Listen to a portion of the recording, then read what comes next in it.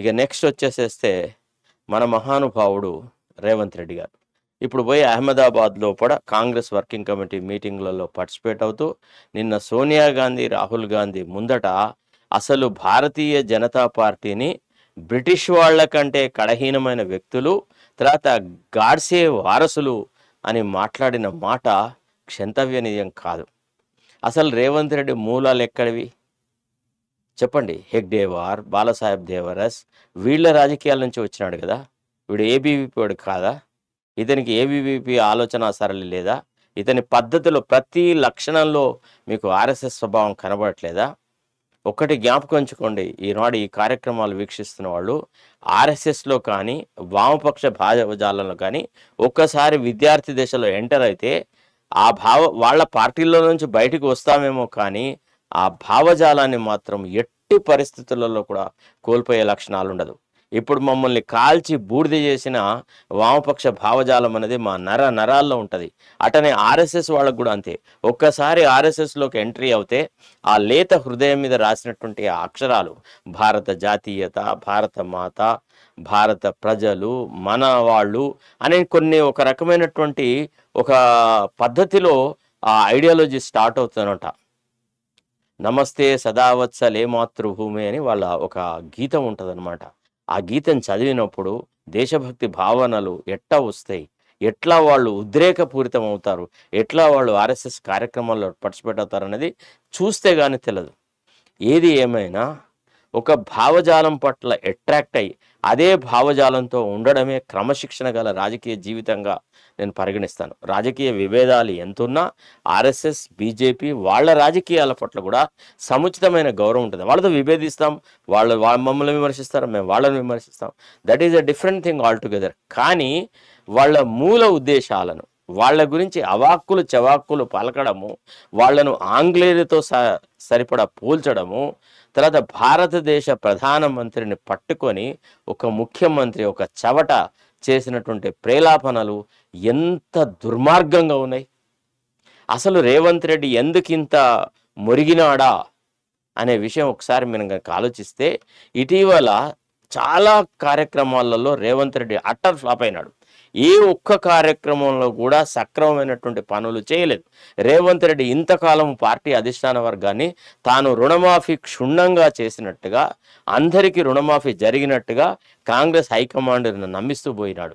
తర్వాత ఈ రైతు బంధు, రైతు భరోసా అనే కార్యక్రమం కూడా పూర్తిగా తూచా తప్పకుండా అమలు అవుతుందని, మహిళలకు ఇవ్వాల్సిన 2500 పే చేస్తున్నట్టుగా ఇన్ని పచ్చి అబద్ధాలు ఆడి పార్టీ హైకమాండ్ను ఒప్పిస్తూ వచ్చినాడు. మనం ఎన్నిసార్లు ఎన్ని కార్యక్రమాలు చేసి ఇదంతా డొల్లా, ఇదంతా ఏం జరగట్లేదు, నిరుద్యోగ భృతి లేదు, అంత అబద్ధము, అభయహస్తాన్ని అటకెక్కించినాడని మనం చెప్పిన మాటల్ని కేవలము ప్రతిపక్షాలు చేసే విమర్శగా కొట్టిపారేస్తూ రాజకీయ పబ్బం గడుపుకున్నాడు. కానీ ఎప్పుడైతే మీనాక్షి నటరాజన్ ఈ రాష్ట్రానికి వచ్చిందో అబ్జర్వర్గా ఆమె కొన్ని వ్యవస్థలను గమనించి రేవంత్ రెడ్డి గురించిన పాలన గురించి, ఈయన డొల్లతనం గురించి, ఈయనకు కాంగ్రెస్ ఐడియాలజీ పట్ల రవ్వంతా కూడా సిమిలారిటీ లేదని, సింపతి లేదని, ఈయన కరడుగట్టిన ఆర్ఎస్ఎస్ వాదిలాగానే ప్రవర్తిస్తున్నాడని, కులతత్వవాది అని, కేవలం రాహుల్ గాంధీ ఏదైతే దేశవ్యాప్తంగా మాట్లాడుతున్నాడో దానికి టోటల్గా విరుద్ధమైన పరిపాలన రాష్ట్రంలో జరుగుతుంది అనే విషయాలను ఆమె తన సనుగుడు ద్వారా, తన మాటల ద్వారా, తన రిపోర్ట్ల ద్వారా పార్టీ హైకమాండ్కు చెప్తూ వస్తుంది. పార్టీకి ఆల్రెడీ కొంత అనుమానం ఉంది. ఎందుకంటే ఆల్రెడీ మల్లికార్జున్ ఖర్గే ఏ బోత్ చాలాక్ హై, ఏ బోత్ డేంజరస్ హై, ఏ ఆద్మీకి ఊపర్ థోడా నజర్ రఖనా అని ఆయన ఆలోచిస్తున్నాడు. తర్వాత రాహుల్ గాంధీ అయితే ఎప్పటి నుంచో ఎడముఖం పెడముఖంగానే ఉన్నాడు. ఎందుకంటే ఎప్పుడైతే హర్యానా ఎన్నికలలో దెబ్బ తగిలిందో, మహారాష్ట్ర ఎన్నికల్లో దెబ్బ తగిలిందో, రేవంత్ రెడ్డిని ఢిల్లీ ఎన్నికల వరకు వచ్చే వరకు పూర్తిగా లిమిట్ చేసి పారేసినాడు. ఆ ఎన్నికలలో నువ్వు రావద్దన్నాడు. అంటే మన మాటల ప్రభావం పార్టీ హైకమాండ్ మీద కొంత పెరుగుతూ పోయింది. మహారాష్ట్రలో ఓటమికి కేవలం పక్కనున్న రాష్ట్రంలో జరిగినటువంటి డొల్ల పరిపాలన, ఇక్కడ ప్రభుత్వం ఏదైతే వాగ్దానాలు చేసిందో ప్రభుత్వంలోకి రాకముందు కాంగ్రెస్ పార్టీ, రాహుల్ గాంధీ ఏవైతే వాగ్దానాలు చేసినాడో, సోనియా గాంధీ ద్వారా చెప్పించినాడో, ప్రియాంక గాంధీ ద్వారా చెప్పించినాడో, చాలా సంక్షేమ కార్యక్రమాలు అసలు మొదలే పెట్టలేదని, కేవలము డబ్బుల సంపాదన, తర్వాత కొల్లగొట్టడము, తన కుటుంబ పరంగా రాష్ట్ర సంపదను కొల్లగొడుతున్నారు అనే సంగతి పార్టీ హైకమాండ్కు క్రమక్రమంగా తెలవడం మొదలైంది.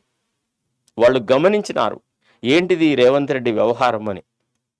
సో కొంతకాలం వెయిట్ చేసేసి ఇమ్మీడియట్గా ఈయన మీద కొన్ని అంకుశభంగం పెట్టేటువంటి పనులు చేస్తే బాగుండదు, అది క్రెడిబిలిటీ దెబ్బతీస్తుందని వివిధ రాష్ట్రాల్లో జరుగుతున్న ఎన్నికల దృష్ట్యా రేవంత్ రెడ్డి మీద అంకుశం పెడితే సుస్థిరమైన పాలన ఇవ్వలేని పార్టీ కాంగ్రెస్ అని అంటారని, వాళ్ళ గతంలో ముఖ్యమంత్రులు మార్చిన కాంగ్రెస్ పార్టీ అని విమర్శలు వస్తాయన్న ఉద్దేశంతో ఈ పరమ దుర్మార్గుణ్ణి కొంత భరిస్తూ వచ్చింది పార్టీ హైకమాండ్. కానీ ఎప్పుడైతే మీనాక్షి నటరాజన్ వ్యవహారాల విషయంలో కూడా కరెక్ట్గా చెప్పడం మొదలెట్టిందో, పర్యావరణానికి జరిగిన ధ్వంసం గురించిన విషయాలను పార్టీలోని పెద్దలకు చెప్పిందో, తర్వాత వంశీచందర్ రెడ్డిని పట్టుకొని డైరెక్ట్గా ఏమయ్యా నీవైతే నేనంటే సరే అఫ్కోర్స్ వేరే రాష్ట్రం నుంచి వచ్చినా నువ్వు ఈ రాష్ట్రానికి సంబంధించి ఢిల్లీలో ఉండేటువంటి ప్రతినిధివి కదా, ఈ రాష్ట్రంలో కాంగ్రెస్ వ్యతిరేక పాలన జరుగుతున్నప్పుడు నువ్వెందుకు నోరెత్తలేదు అనే ప్రశ్న ఆయనను వేస్తే నోరు మూసుకొని ఉన్నట్టుగా మనకు సమాచారం. అంతేకాదు ఇక నువ్వు ఢిల్లీలో జరిపిన కార్యక్రమాలు చాలు, నువ్వు రాష్ట్రంలోనే వెలగబడు, ఇక్కడే ఉండి పార్టీకి కళ్ళు చెవులు ముక్కు అయి ఉండు, నీ ప్రవర్తన మీద మాకు రవ్వంత అనుమానం జరిగినా నీ బతుకు కూడా బజారు చేస్తాం అనేటువంటి ఒక కాషన్ ఇస్తే ఆయన ఢిల్లీ వదిలెట్టేసేసి హైదరాబాద్లో మకాం పెట్టేసేసి మీనాక్షి నటరాజన్కు సహాయపడుతూ కార్యక్రమాలు చేస్తున్నాడు. సో ఎట్టయినా కానీ మీనాక్షి నటరాజన్ ఏవైతే రిపోర్ట్స్ ఇస్తుందో, ఏదైతే సమాచారం ఢిల్లీకి అందవేస్తుందో, దానివల్ల పార్టీ హైకమాండ్కు రేవంత్ రెడ్డి యొక్క నిజాయితీ మీద, రేవంత్ రెడ్డి యొక్క కార్యదీక్షత మీద, కాంగ్రెస్ పట్ల ఆయనకున్నటువంటి ఆలోచన సరళి మీద పూర్తిగా తాను తేటతెల్లం అవుతున్నాను, తన గురించి ఎక్స్పోజ్ అవుతున్నానన్న విషయం గ్రహించి ఆమె కంటే ఎక్కువగా దేశభక్తిని, ఆమె కంటే ఎక్కువగా కాంగ్రెస్ పట్ల విధేయతను ప్రకటించి ఈ మీనాక్షి నటరాజన్ చెప్పే దాంట్లో అంతా వాస్తవం లేదు అని చెప్పాలన్న దుగ్ధతోనే నిన్న అక్కడ ఏసీ సమావేశంలో ఏది పడితే మాట్లాడినాడు. మళ్ళీ కొండవీటి వెంకట కవులు రాసినటువంటి ఆ దానవీర శూరకర్ణలో డైలాగ్స్ గుర్తొస్తాయి. అదేమంటే, ఒకసారి ఈ మయసభ ఎంటర్ అయినప్పుడు దుర్యోధనుడు ఒక చోట నీళ్ళు అనుకొని అందులో జారి పడడము, దాన్ని ఎక్కడో ఉన్న ద్రౌపది చూసి నవ్వినట్టుగా ఆ నవ్వును అపహాస్యంగా ఇతను భావించి రకరకాలుగా తన్ని తాను విమర్శించుకుంటూ, ఏమైంది మామ నీ యొక్క ప్రతిభ, అసలు రానన్న విముఖుని సముఖుని చేసి ఈ కురు సామ్రాజ్యానికి ఇక్కడ తీసుకొచ్చావు కదా, ఈ పాండవుల మయసభకు తీసుకొచ్చావు కదా, ఈ యాగానికి తీసుకొచ్చావు కదా, నువ్వేం చేసినావు నాకు, నా మాట కాదని నీ మాట విని వస్తే నాకు ఈనాడు ఇంత శృంగభంగం జరిగింది, ఇంత అవమానం జరిగింది, అది అని మాటలు చెప్పుతూ ఒక్క ఆడది గేలి చేసిన అని అంటాడు. అంటే ఎంత హీనమైనటువంటి భాష మాట్లాడతారు మహిళల గురించి. అవన్నీ కొండవీటి వెంకట కవుల యొక్క గొప్పతనం ఆ డైలాగులు రాయడం. అందులో ఒక విషయం చెప్తాడు, ఏమని, ద్రౌపది ఏదో ఒక నవ్వుతే దాన్ని అపహాస్యంగా నేను ఎందుకు భావించవలే అనేటువంటి మాట మాట్లాడుతూ, ఊరకుక్క ఉచితానుచిత పరిజ్ఞానంతో నోరెత్తి మోరలిడునా అని చొప్పట్టుకుందునా లోకము మోకరిల్లదా అంటాడు.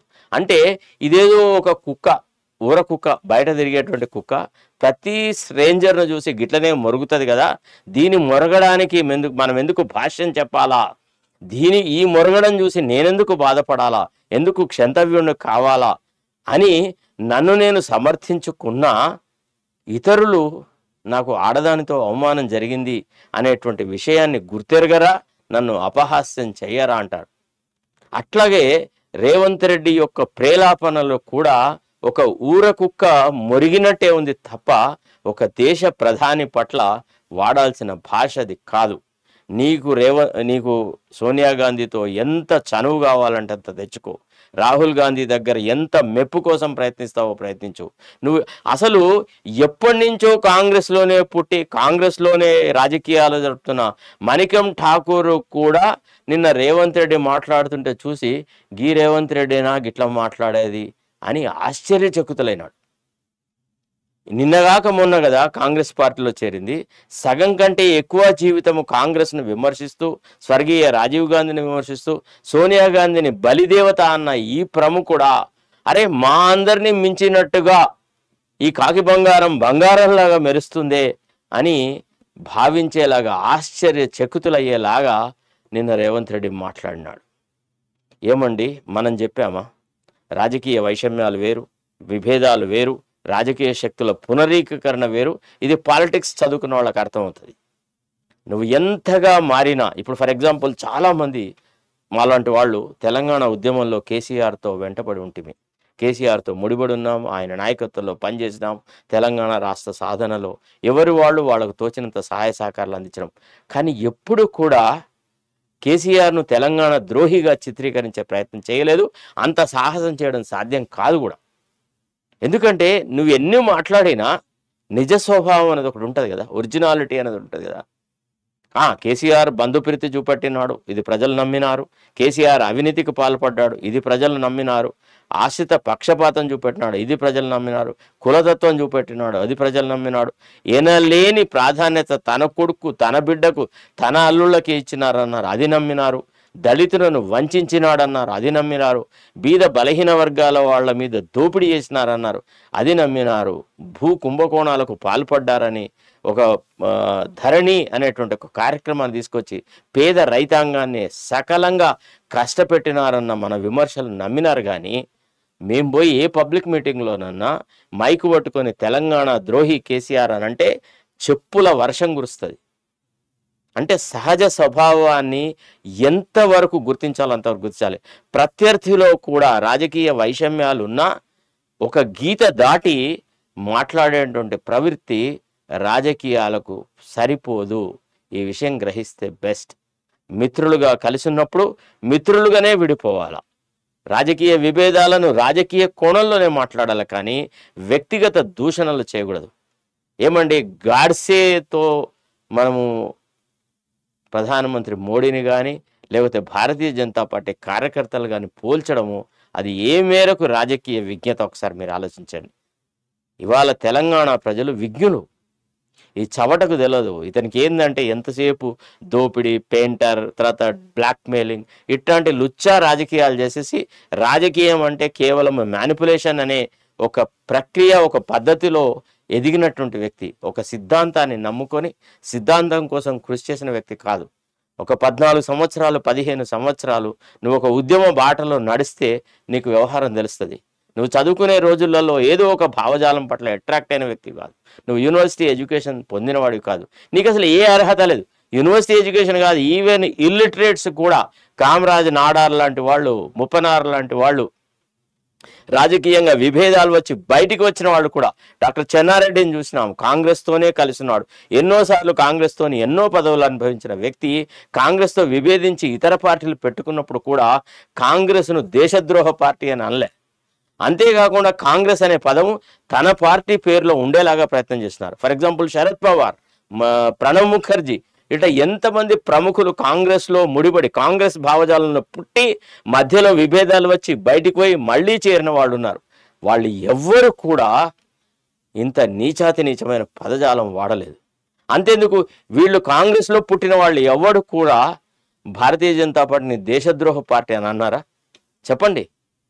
మీకు బ్రిటిషర్లతో భారతీయ జనతా పార్టీని పోల్చిన మాటలు అటు పండిట్ జవహర్ లాల్ నెహ్రూ నుంచి ఇప్పటి తరం వరకు ఏ కాంగ్రెస్ నాయకుడైనా ఇట్లాంటి మాటలు మాట్లాడినారా?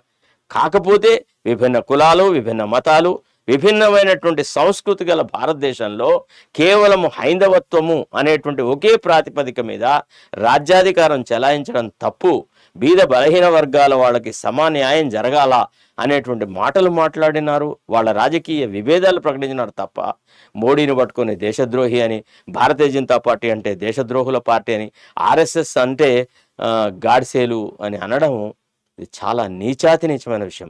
అసలు నిన్న రేవంత్ రెడ్డి ఎందుకు ఈ మాటలు మాట్లాడంటే దానికి కారణము, నిన్నటి మన కార్యక్రమాల్లో మనం రేవంత్ రెడ్డి గురించి అతని వ్యక్తిత్వాన్ని ఆవిష్కరిస్తూ ఇతను ఆర్ఎస్ఎస్ భావజాలం గల వ్యక్తి, బాలాసాహెబ్ దేవరస్, వీర సావర్కర్ల సంస్కృతి పొందిన వ్యక్తి అని మనం మాట్లాడమే కాకుండా దాన్ని ఇంగ్లీష్లో తర్జుమాలు చేసేసి ఇతరత్రంగా చేసేసి పార్టీ హైకమాండ్ దృష్టికి అక్కడిక్కడికి తీసుకెళ్ళినాం.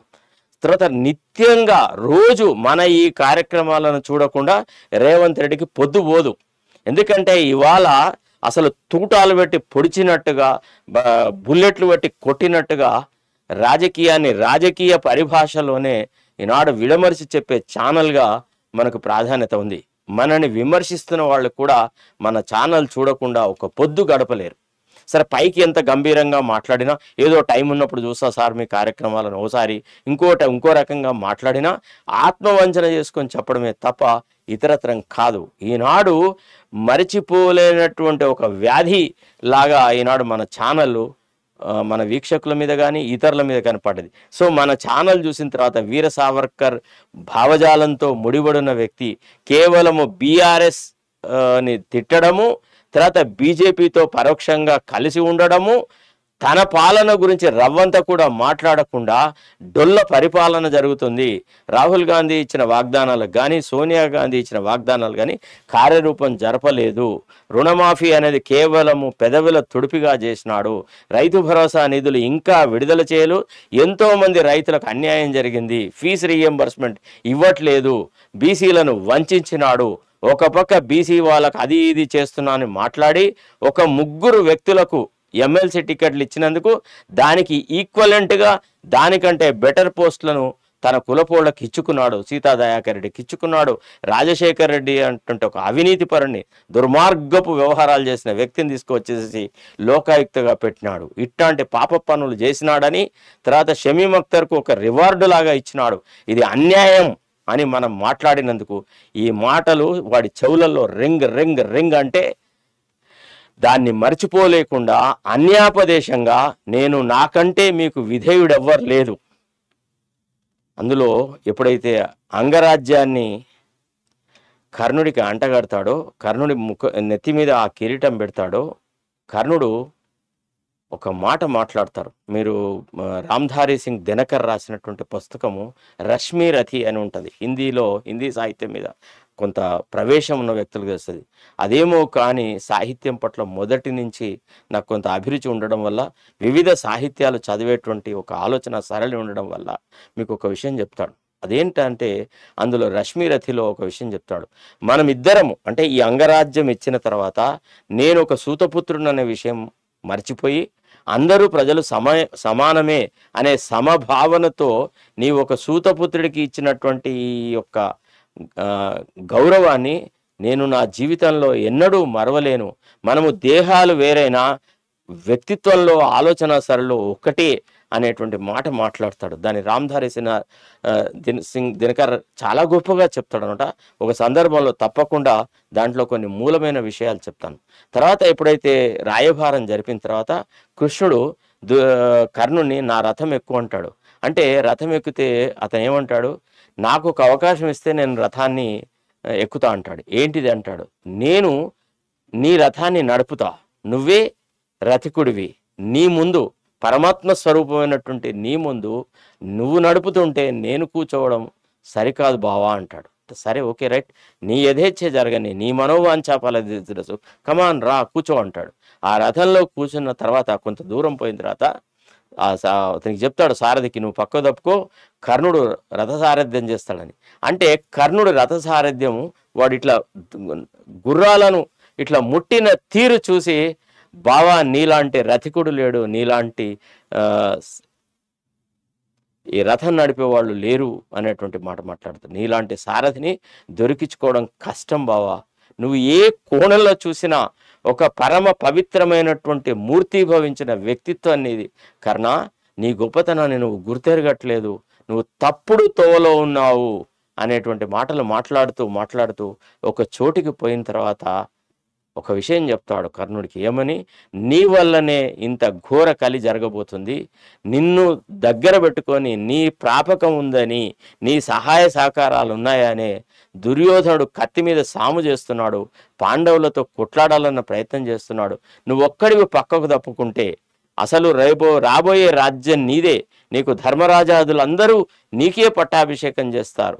నువ్వు ఏదైతే ద్రౌపది నీ పట్ల ఆనాడే కనువేసింది, నిజానికి నీ యొక్క మత్స్యయంత్రం కొట్టే రోజున్నే నీ యొక్క పరాక్రమము, నీ యొక్క మూర్తిభవించిన టీవీని చూసి నీ మీద మనసు పెట్టుకుంది, ఆమె వాంఛ కూడా తీరుతుంది, నువ్వు కూడా ఒక 6వ భర్తగా ఆమెను స్వీకరించవచ్చు అన్నీ చెప్పిన తర్వాత కర్ణుడు ఒక మాట మాట్లాడతాడు.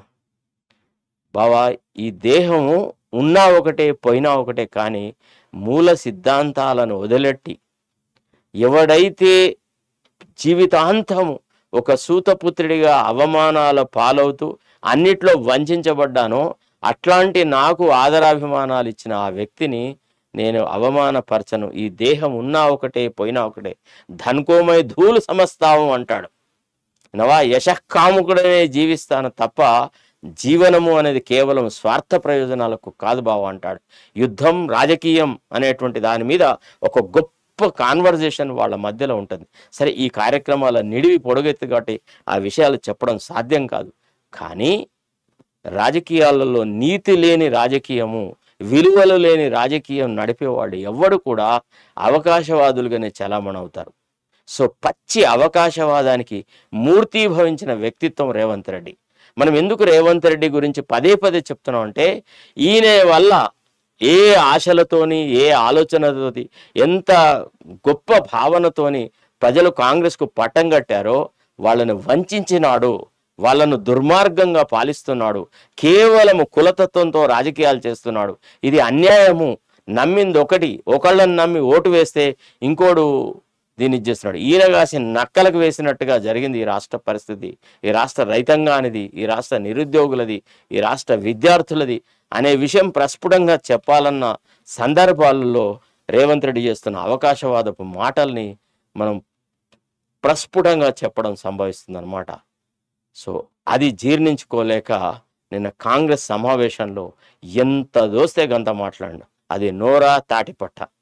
ఒక్కసారి తెలంగాణ ప్రజానికి తెలుదా సోనియా గాంధీని బలిదేవత అన్నాడని? చెప్పండి.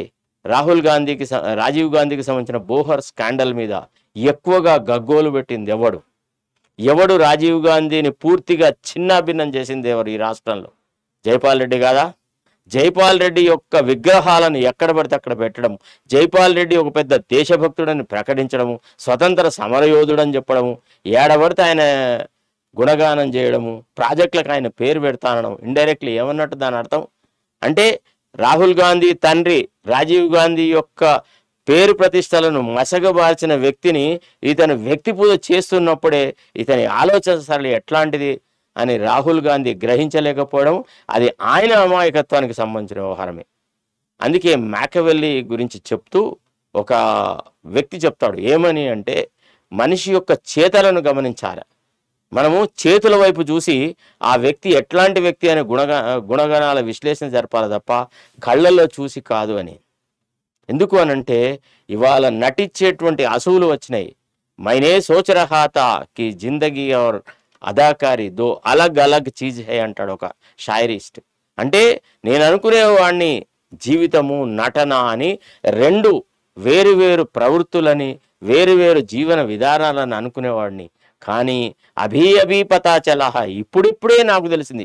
ఏమని అంటే, అదాకారీ కర్నే వాలే ఆసూబీ హై అని, అంటే నటించే కన్నీళ్ళు ఉంటాయి అనే సంగతి నాకు ఇప్పుడే అర్థమైంది అంటాడు. సో అటనే కళ్ళను నమ్ముకుంటే లాభం లేదు, చెవులను నమ్ముకుంటే లాభం లేదు. మనము కొన్ని సందర్భాలలో వ్యక్తుల గుణగణాలు విశ్లేషించేటప్పుడు వాళ్ళ చేష్టలను బట్టి మన ఈ కార్యక్రమాలు జరపాల్సి ఉంటుంది, వాళ్ళ వ్యక్తిత్వాన్ని విశ్లేషించాల్సి ఉంటుంది. ఇంత సమయము ఎందుకు చెప్పాల్సి వచ్చిందంటే, భారతదేశంలో కూడా అసేతు హిమాచలం, ఈనాడు కాశీ నుంచి కన్యాకుమారి వరకు రాహుల్ గాంధీ భారత్ జోడో యాత్ర చేసినాడు. కానీ మొత్తం భారతదేశంలోని 80% భూభాగం మీద ఈనాడు భారతీయ జనతా పార్టీ యొక్క ప్రభుత్వాలు ఉన్నాయి. అలనాటి కాంగ్రెస్ కోట గోడలను కూడా పీల్చి పిక్కలు చేసేసి, అసలు కాంగ్రెస్కు భవిష్యత్తు ఉందా, ఇది రేపు ఒక రాజకీయ పక్షంలాగా మనుగడ సాగిస్తుందా అనేటువంటి ఒక అనుమానము, సంశయము వచ్చేలాగా బీజేపీని తీర్చిదిద్దినటువంటి వ్యక్తి మోడీ. అంటే ఎల్కే అడ్వాణి నుంచి స్టార్ట్ అయినటువంటి ఆ విజయయాత్ర పరంపరలను ఒక రకంగా ఈనాడు పూర్తిగా ఘనీభవించి ఒక విజయానికి సంకేతంగా భారతీయ జనతా పార్టీని నిలిపిన వ్యక్తిని ఎన్నన్నా మోడీలో లోపం ఉండాలి కావచ్చు కక్క, కానీ దేశద్రోహి అని అనడము, లేకపోతే బ్రిటిషర్లతో భారతీయ జనతా పార్టీని పోల్చడము ఇది క్షంతవ్యం కాదు. రాజకీయాల్లో ఇట్లాంటి పరిభాషను ఎప్పుడు ఎవ్వరు ఇష్టపడరు. ఈవెన్ కాంగ్రెస్ వాళ్ళు కూడా అసహించుకుంటారు. అసలు కాంగ్రెస్ భావజాలం మీద ఈయనకున్న అవగాహన ఏందని? ఎన్ని రోజులైందండి ఈయన కాంగ్రెస్‌లోకి వచ్చి? ఈయన ఎవడండి? అసలు కాంగ్రెస్‌కు ఈయనకు సంబంధం ఏందండి? పచ్చి అవకాశవాది, మారుబేరపాడు. ప్రతి చోట డబ్బులిచ్చి కొనుక్కోవడము, డబ్బులకు అమ్మడం తప్ప ఈ ట్రేడర్ చేసిందేంది? ఈ వ్యాపారవేత్త చేసిందేంది?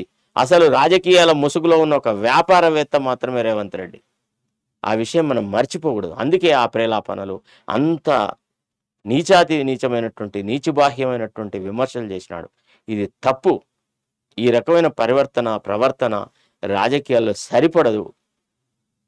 రాజకీయ విభేదాలను ఒక మోస్తరుగా నడపడం అనేది అవసరం. అంతెందుకు డాక్టర్ చెన్నారెడ్డి సంతాప సభలో కానీ, డాక్టర్ రాజశేఖర్ రెడ్డి సంతాప సభలో కానీ వక్తలు మాట్లాడినటువంటి విషయాలను మనం మర్చిపోకూడదు. అంతెందుకు ఇందిరాగాంధీ అకాల మరణం తర్వాత అటల్ బిహారీ వాజ్పేయి చెప్పినాడు, ఇంకెవరి మీద కొట్లాడాలా ఇప్పుడు అన్నాడు. నా జీవితం సర్వస్వం 70-80% నేను ఇందిరాగాంధీ, నెహ్రూల గురించి మాట్లాడుతూ వచ్చిన మొట్టమొదటి లాస్ నాకు నెహ్రూ మరణంతో జరిగింది. ఆ తర్వాత ఇందిరాగాంధీ మరణంతో జరిగింది. ఇప్పుడు ఎవరు రాజకీయ ప్రత్యర్థులే లేరు కదా ఆ స్థాయిలో అనేటువంటి మాట మాట్లాడినాడు. సో ప్రత్యర్థి రాజకీయాల మీద చౌకబారు విమర్శలు చేయడము ఇది కేవలము రేవంత్ రెడ్డికే సరిపడుతుంది. నీచాతి నీచమైనటువంటి వ్యక్తిత్వం.